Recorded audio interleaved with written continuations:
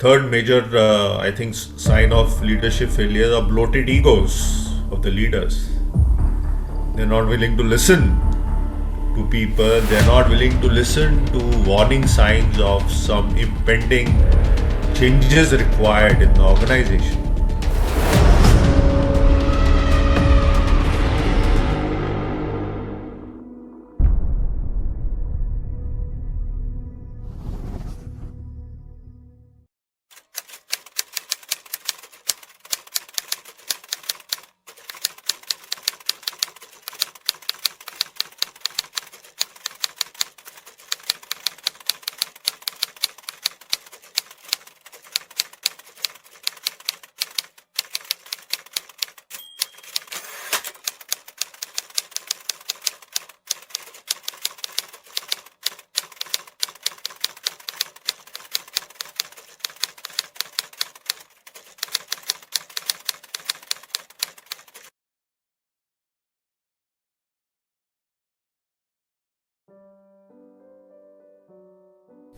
Greetings, ladies and gentlemen. Today it is an honor and a pleasure for me to introduce you all to this very particular session where we are going to know more about the value of influence. My name is Harsh and I'm going to moderate this session for all of you, wherein I'm going to introduce you all about the session and perhaps the person who is going to interact and address all of us. First of all, I request you to kindly acknowledge and welcome the presence of our esteemed guest and his very dynamic, very interesting, and very bold personality, none other than Major General Sudhir Bahal, who is here with us. I would like to request all the person, those who are watching this session on YouTube, to kindly upload in the comment section and welcome the presence of our guest. Major General Sudhir Bahal in his last appointment, he has obtained extraordinary result in utilizing the full potential of NCC to groom 32,000 cadets of Uttarakhand into confident and empowered youth capable of guiding the destiny of the state and nation. The general, with over 36 years of distinguished service, he has experience in diverse operational environment throughout the country and abroad, including with Rashtriya Rifles in Kashmir.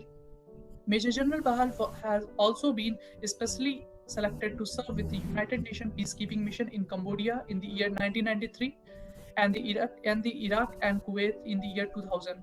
Prior to his final appointment as Additional Director General NCC Uttarakhand, he was commanding a strike division in Western sector. So first of all, sir, I welcome you to in this session. Thank you so much for joining and agreeing to share your thoughts with us. We are extremely very happy to have you for today's talk. Thank you, Harsh. It's my pleasure to be here. Thank you so much, sir. It's our pleasure too. Sir, moving to the topic of today's session, which we have chosen is influence, an important tool for successful leadership. Sir, my first question to you is, in army leadership, it is the process of influencing others to accomplish the mission by providing purpose, direction, and motivation. How do you demonstrate influencing skills, and what can be the best way to develop the influencing skills? Okay, before I answer your question, directly, let me just acquaint audience a little bit with what leadership in the army is all about. Because leadership in the army is quite different from what we view leadership in the civilian walks of life, especially in the corporates. Let me say that leadership actually started with the army, and it is now that the corporates are talking of the word, using the word leader. They used to initially talk of managers, and then there was this debate between managers and leaders. Of course, that has now been put to rest. But way back when wars were fought and it was existential in nature, that's the time leadership developed in the forces, whether it was the king's force or whether it became state forces later. So leadership's origin lie in the army. The second most important difference is that as a leader in the army, you are expecting your man to lay his life down for the nation, for you, for your army. It is an unlimited contract that the man shares with his leader and as army man. This is so much more different than what it is there in the civilian side and the corporates. So in the corporates, if the follower feels that the boss is not giving him good enough money or his progress is not taking place, he just quits. He refuses to do his job. The boss, if he feels the guy is not okay, he just kicks him out. but it doesn't work this way in the army. So profit and loss is the motive in the civilian side, corporates. The motivation is totally different in the army.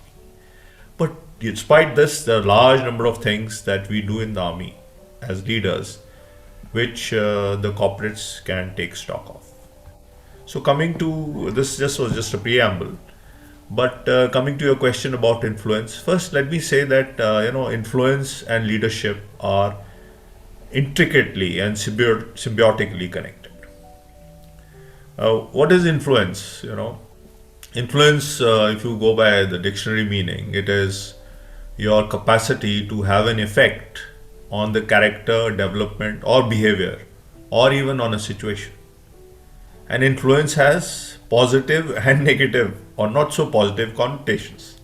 For example, influence can also mean control, hold, have power, have authority, have ascendancy, mastery on a situation, domination.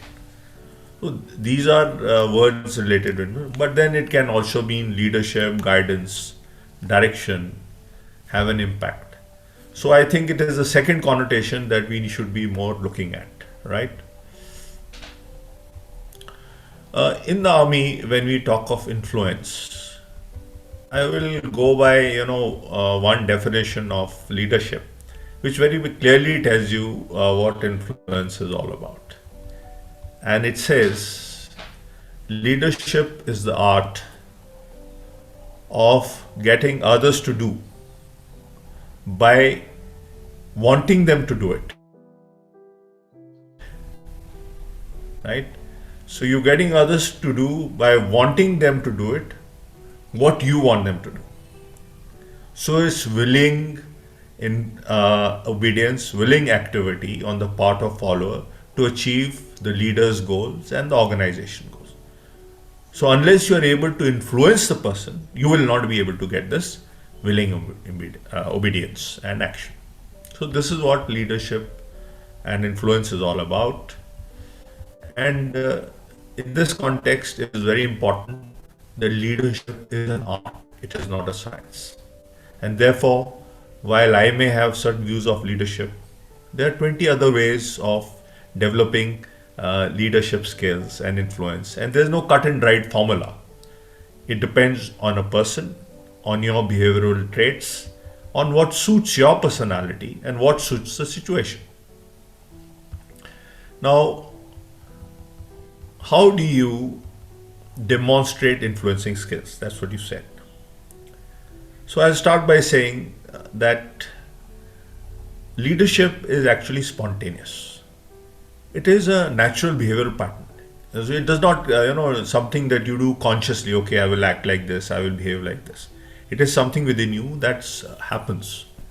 And so, while you may say demonstrate influencing skills, I will in fact even not call it a skill. Influencing is actually an ability which has been continuously developed by a leader over a period of time.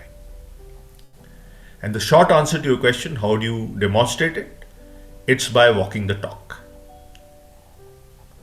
So for example, in the army, physical fitness is valued. And so as a leader, if I want my troops, my officers to be physically fit, I can give as many lectures to them and motivational talks. But if I'm not physically fit myself, it is not going to happen. So you have to walk the talk. Not only this, followers will test you whether you are walking the talk and whether you are actually having the capabilities that you want them to develop. Otherwise, they will certainly not follow you.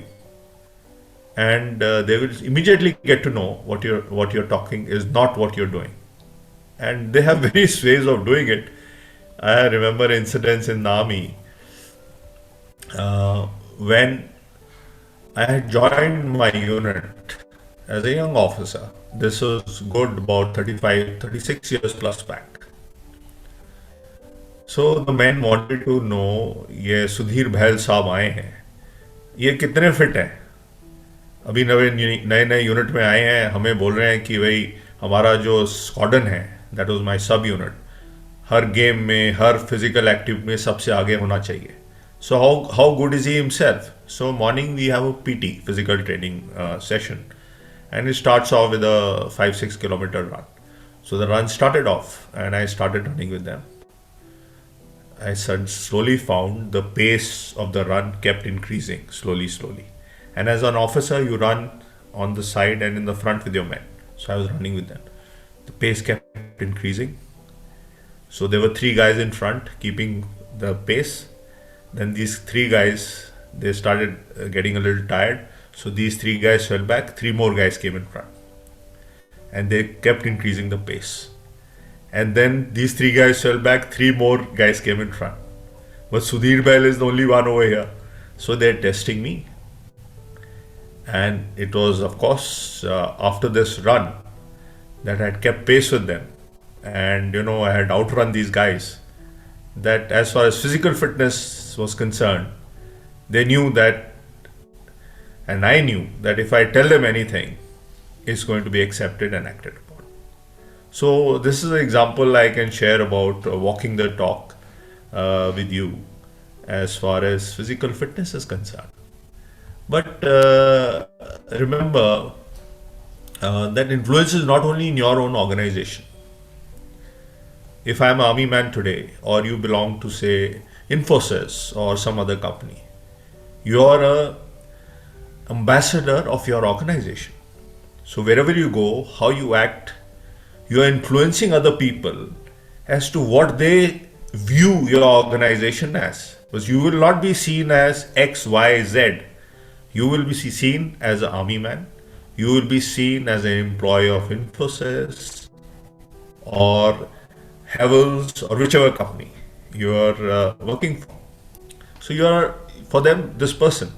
So by the way you act, behave, etc., you will be projecting your organization, the skills of your organization, the values of our organization, etc. So that's a very important part of demonstrating, as you call, your influencing skills. And for that, you have to be a role model. And again, you have to stand by the values that your organization espouses and live by. And I have a very interesting example in this also. In 1999, I was selected to go for a training to Israel. And I was the first officer from our army going to Israel for training, because Israel normally conducts their training in Hebrew language, very difficult language. So this was the first training they were doing in English. So I was selected to go, and they had put us up in very good hotels in Tel Aviv on the beach. So in the morning, I came out in the morning for a run on the beach, and there I found this Englishman, English army officer. It was an international course, and this officer was from the Special Air Services, SAS, which is the equivalent of our commandos and special services. So he was an elite guy, and he prided himself on his physical fitness. So we started chatting. He says, "Yeah, you guys, Indian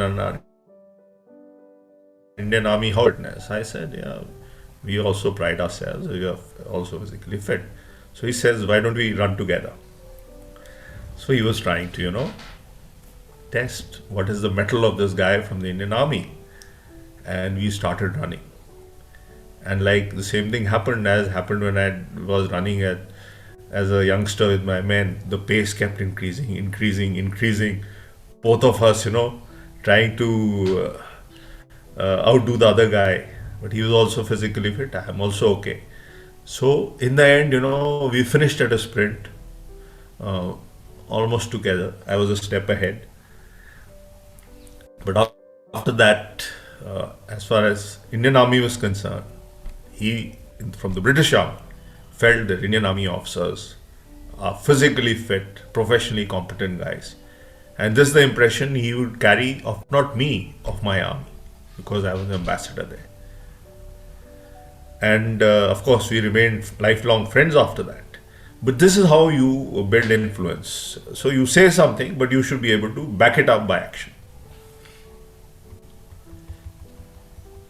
All right, sir. I think you have given a very wonderful answer, and the example you have taken, I think it will click to the viewers, those who are watching this session. They will surely going to learn from this. Sir, my next question to you is, what are the most important values that one demonstrate as a good leader? All right. Okay. Before I do that, I think I forgot one part of your question, earlier question, where you said, how do you develop influence skills, Right. isn't it? So I was talking about demonstrating till now. Uh, Influencing skills, let me tell you, are something which is developed over a large period of time. They don't happen, suddenly. Okay. And for influencing skills to be developed, you have to yourself graduate as you develop as a leader. So while in the beginning, as an army officer, one valued physical fitness, one valued other skills that are associated with a soldier, for example, firing. Your proficiency in, I'm a tank man, so your proficiency in using the tank as a weapon system, your knowledge, your tactical ability, etc. But as you grow up, you have to translate and graduate more to value related skills. So this next question you had asked, so this is related to values, and I suppose it logically falls into space. But we must also remember that what are we trying to influence? So your influencing skills have to be based on that. And of course, so the first immediate environment is your workplace, and that includes your superiors, your peers, your subordinates. There, of course, if you want to influence them, unless you're proficient in what you're doing, people are not going to take you seriously. And if they don't take you seriously, you cannot influence them. So, proficiency is the key to influence as far as your workplace is concerned.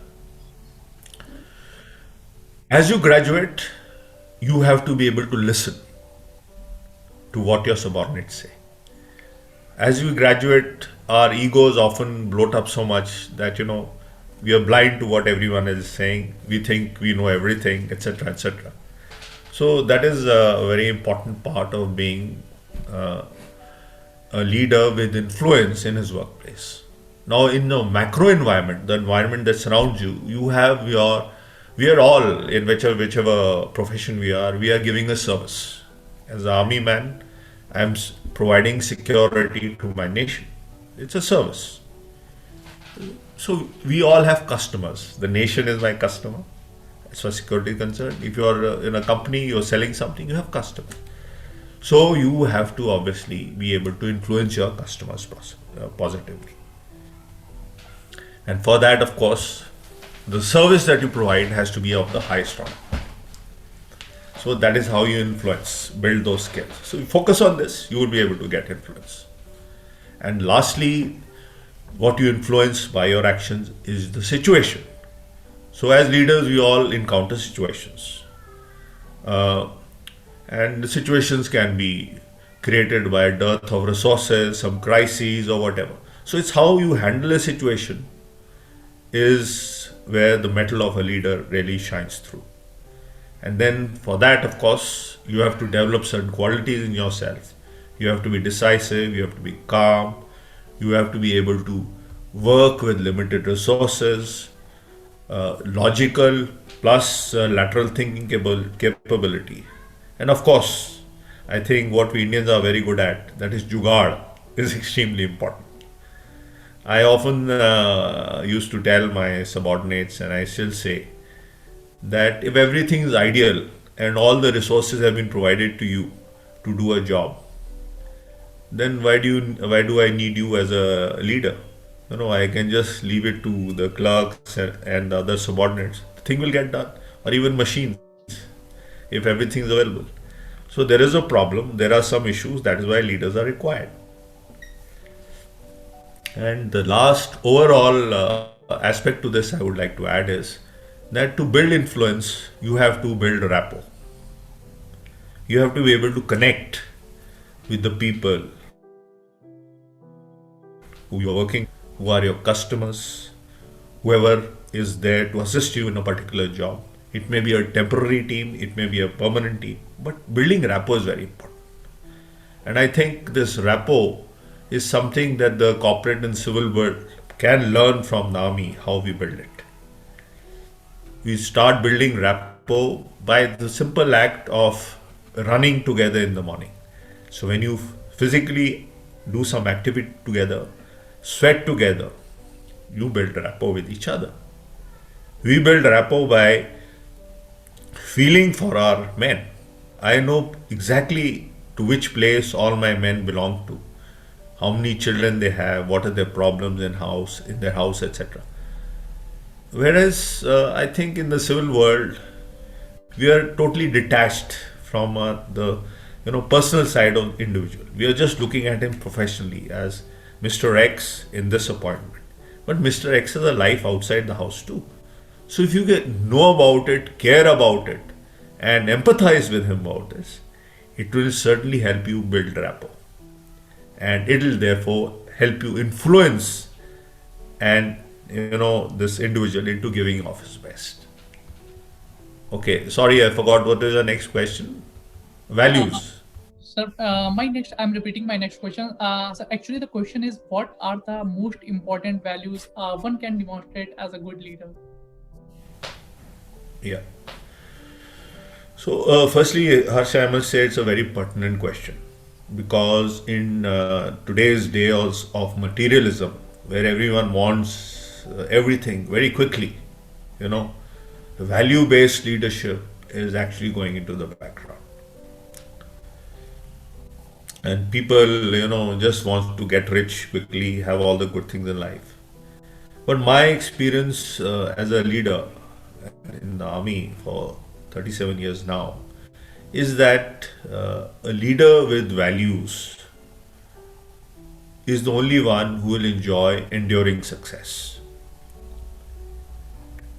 He will not only enjoy enduring success, but he will also feel happy about it, contented about it, and he will sleep well at night. So it's very important to be a leader with values. Shortcuts may work temporarily, but eventually, you are bound to be found out by your subordinates and peers that this guy is, a shallow person. Now, what are the most important values of a leader? So let me, it's the first and most important thing is that one must be a man with a strong character. Now, character is an all-encompassing word, but it sums up what are the values that you must personally uphold as a leader. And of course, character implies a man of integrity, a man of principles, a man who has the courage to follow the harder right instead of the easier wrong. It's very easy to say this, follow the harder right instead of the easier wrong, because often this will clash with your career goals. Your often it will mean clashing with your superior, what he wants you to do. And I have a very clear memory of one such example which I would like to share with you. And it happens in all organizations. So in the army, where I won't take any names, good 20 odd years back, we have a personal branch. It is like the HRD section of the any corporate, where selection was to be carried out for officers to be sent abroad for a particular posting. So foreign postings tenures are especially valued. The best are only sent, and so there is a lot of competition for us. So the head of the HRD branch, he called and told him that look, this post has to come. So these are the, I think, 4 5 people who are being considered. Please send so and so. Now this so and so, he was giving a direction. Please send him. So this so and so he was mentioning was his son, because he also happened to be serving in the army as a younger officer. This officer stood for a minute. Then he said, "Sir, are you telling me to bypass the selection procedures?" He said, "What's the big deal? He's in the 5 names, so he should go." So he says, "Sir, is it not unfair on the other 4? So I'm sorry, sir. We will carry out the selection process and we will send only the person who comes up as per merit." So here's an officer who had about that time, I think, 18 20 years service, good 20 years more ahead, and at the edge of catapulting into the higher league in his career. And because being posted to the HRD branch of the army means you're doing well as an officer, and he's telling his superior, "Sir, I'm sorry, it cannot be done." So this is what it is. He chose the hard right instead of the easier wrong. And let me tell you that despite everyone thinking that this individual will not progress any further in the army, he rose to one of the highest ranks in the army. So this is something that I think leaders must follow. The second quality that I would like to talk of is team spirit. We in the army call it esprit de corps. So unless you feel for your team, unless you're willing to go the extra mile to stand up for your team, to work for your team is not going to perform. And there are numerous ways of building esprit de corps. The biggest and the most visible way is by all of us having different shoulder signs that we wear over here. I'm say I'm from the tank. I'm a tank man, so I'm armored corps. I have my own identity. I have my own. I belong to a particular unit. So that lends that esprit de corps, that izzat. I am willing to do anything for the izzat of my unit.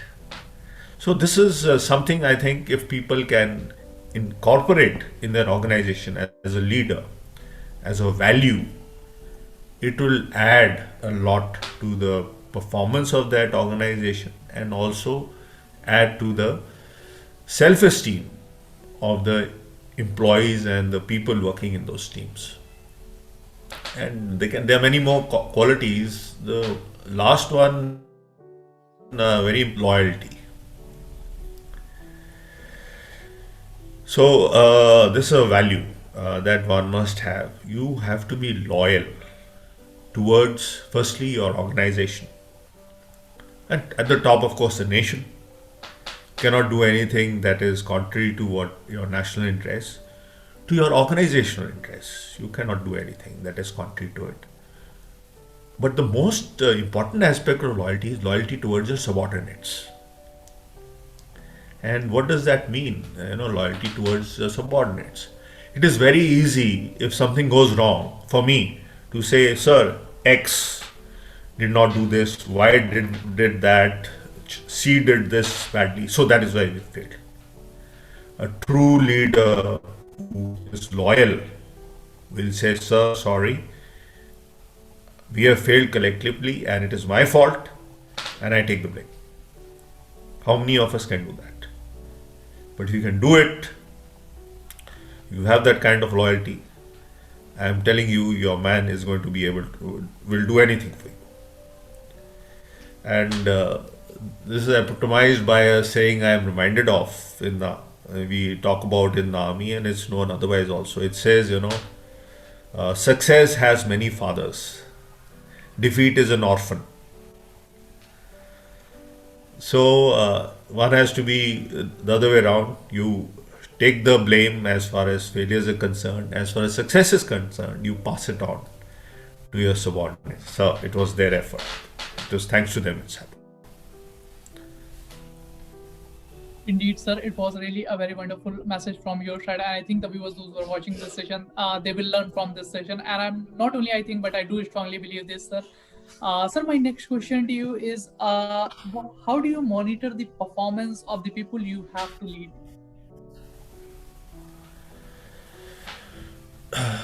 See, performance monitoring, I know, is a big deal in the corporates. There's a part of your, salary also linked to the performance related, component is there. In the army, our system is pretty straightforward and simple.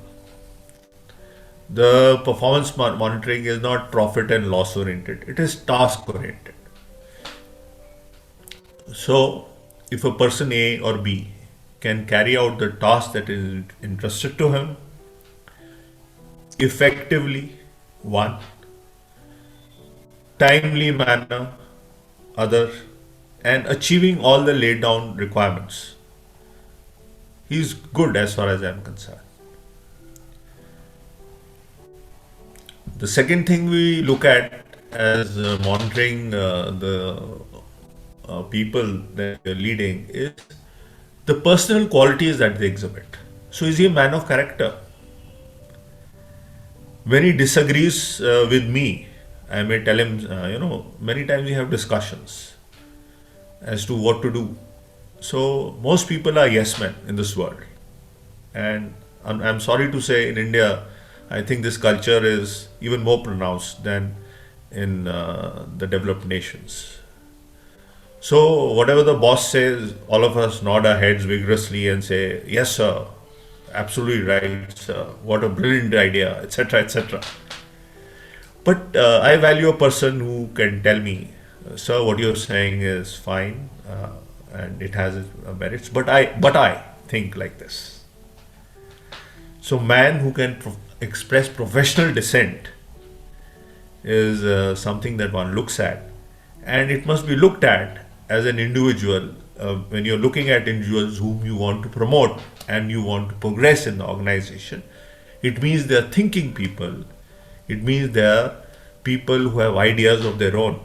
If all of us started working with the same ideas, then the organization would stagnate. The next thing that I would look at, and I'm very particular about in monitoring the performance of an employee or subordinate, is how do they respond in a crisis? If there is a problem, how do they respond? Do they come running to you as a top man, as a higher leader, the moment there's a small problem? Or are they capable of handling some limited problems at their own level, which they should be able to handle with their resources, and then later come and tell you, sir, this was there, I've handled it, and this is how it has been done, and everything's fine. So obviously, you prefer the second person. It's a very important criteria of monitoring performance of a individual. And the lastly, all of these individuals are heading a particular domain by themselves, subdomain. So, how are they running this organization? Are the people who are working there producing results, and are they working as a team? Is he able to organize their efforts in an effective manner? So, it does not take long for a experienced leader to do this. When I used to go, one look and move around for half an hour and speaking for the few of the men over there was enough to tell me whether the boss over there was doing a good job or not. So these are the ways you monitor performance, and I would strongly recommend that leaders should rely more on their intrinsic gut feeling and these kind of inputs rather than quantified inputs that are put on pen and paper and profit and loss and other issues, etc. Indeed, sir. I think it's a kind of privilege today we got to hear all these things from you. Sir, I must say there's a lot to learn from you, but today we are short of time. So moving to my last question of this session. Sir, actually the question is, what are the warning signs of leadership failure?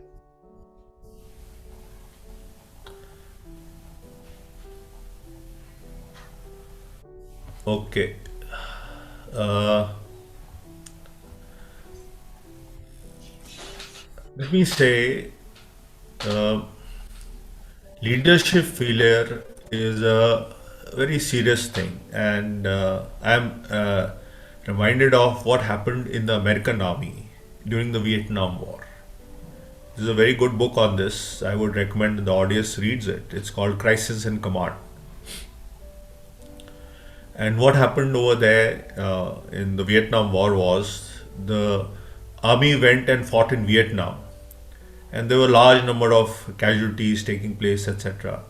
And obviously, the American public felt as to why are we going, thousands of kilometers away and fighting over there, losing our young men, and what is the cause? What is the need of doing this? The first sign of leadership failure is when your organization, the people in that organization, start losing faith in what is the vision and what is the cause that the organization is running for. Say X company, I will translate into the corporate language. Say X company is today running at a loss, right? Unless the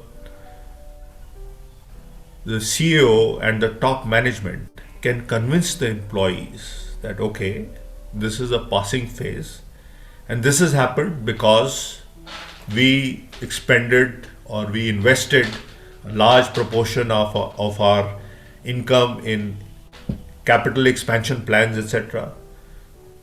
But you wait for 2 years, all these capital expansion plans are going to bear fruit, and we'll not only be making profit, we'll be making 5 times more profit than what we were making early. And these are the measures we are going to put in place. These are the contingencies we have. These are the plans we have to cater for the next 2-3 years so that your jobs are secure. We are not going to be cutting down on any people, etc. So unless they are able to do that, and if the employees lose faith in the organization top management, they will all go. This organization will sink. So the ability of leadership to be able to convey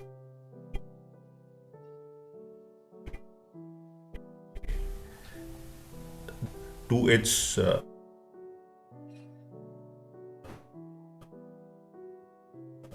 rank and file is of the corporate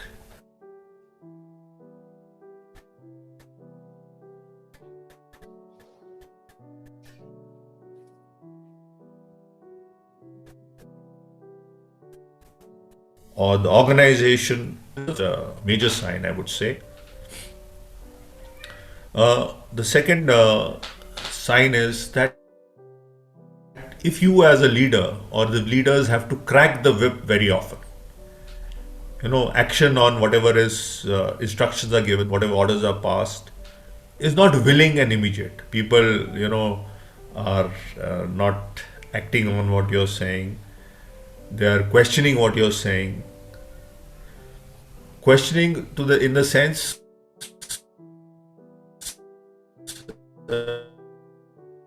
questioning is all right, but people start telling the leader when he tells them to do something, sir, this is not my job, this so and so job, and that other person, sir, this is not mine, etc., etc.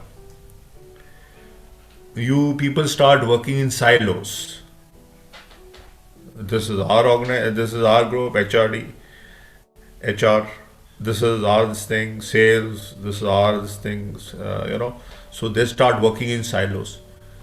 there is no cross communication between them, there is no feeling of synergy, of helping each other out, etc. This is a leadership failure, and this organization will fail. Third major, I think, sign of leadership failure are bloated egos of the leaders. They're not willing to listen to people, they're not willing to listen to warning signs of some impending changes required in the organization. They're not willing to listen to junior employees telling them, sir, this needs to be changed or this needs to be done this way, etc. etc. And the last warning sign of leadership failure is that when there are clear signs of an impending crisis, okay, things are not working out. For example, the present situation of the COVID pandemic, right? So it has hit a whole lot of businesses, etc. badly. And so here is a leader who says, yeah, this has happened, but we are all right, we don't need to change, we don't need to do anything, we'll continue like this, etc.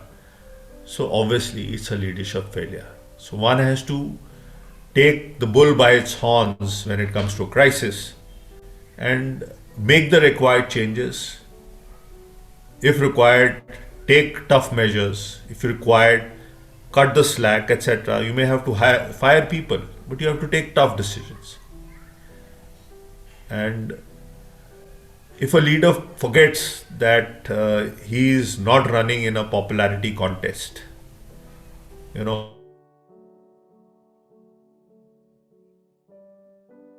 there's going to be a leadership failure. Indeed, sir. Again, it was a quite insightful answer from your side, and I must say the kind of energy you brought was very inspiring for all of us. Thank you so much, sir, for joining and giving an important time. It was a healthy discussion with you on the topic. We look forward to conduct more such sessions with you in future. Thank you so much, sir, for joining. Thank you, Harsh. Thank you. Thank you so much. On the ground is where I stand. Never give up, that was always the plan. It's so cold outside, I'm alone